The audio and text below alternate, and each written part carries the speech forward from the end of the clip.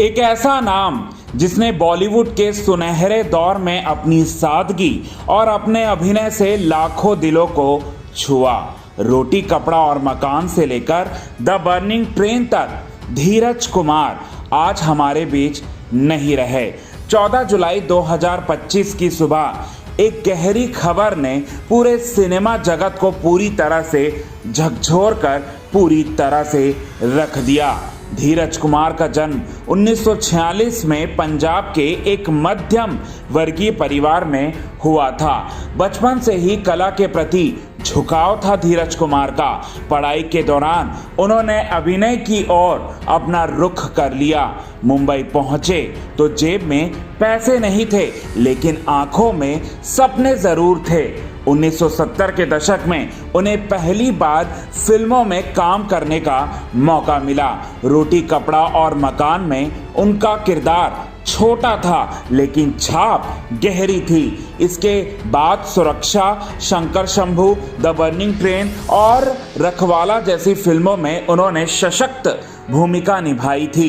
धीरज कुमार ने नायक नहीं मगर हर फिल्म में एक ऐसा किरदार निभाया जो याद रह गया हमेशा हमेशा के लिए। जब फिल्मों में भूमिकाएं सीमित होने लगी तब उन्होंने टेलीविज़न की ओर पूरी तरह से रुख कर लिया।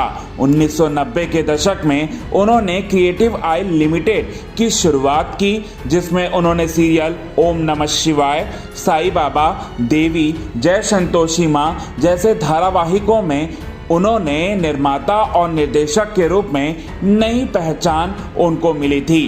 भारत के हर घर में उनका नाम श्रद्धा से लिया जाने लगा।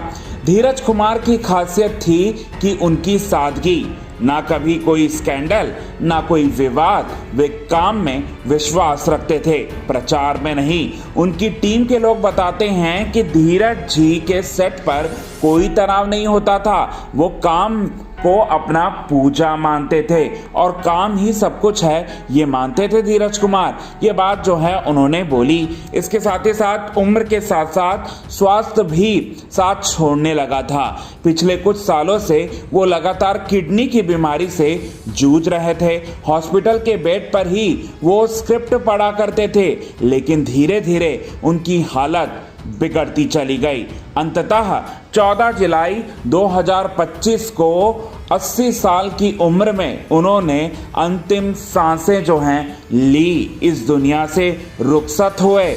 उनकी अंतिम विदाई में फिल्म और टीवी इंडस्ट्री के कई दिग्गज जो है वो शामिल होंगे। सुभाष घई बोले, धीरज सिर्फ कलाकार नहीं बल्कि एक गुरु थे। टीवी एक्ट्रेस ने पोस्ट की श्रद्धांजलि संदेश। कई चैनलों ने उनकी स्मृति में स्पेशल एपिसोड भी टेलीकास्ट जो हैं वो किए हैं। धीरज कुमार चले गए मगर उनकी कहानी, उनकी बनाई कहानियाँ, उनका दिया अध्यात्म और उनकी कला आज भी हमारे बीच जिंदा है। हर बार जब टीवी पर ओम नमः शिवाय बजता है, हर बार जब कोई पुरानी फिल्म में उनका चेहरा दिखता है, हम याद करते हैं उस कलाकार को जिसने कभी दिखावे में यकीन ही नहीं किया, बल्कि सच को पर्दे पर पूरी तरह से यहाँ पर जिया है। अगर हम धीरज कुमार के अंतिम समय में पूरी तरह से उनके परिवार का साथ रहा।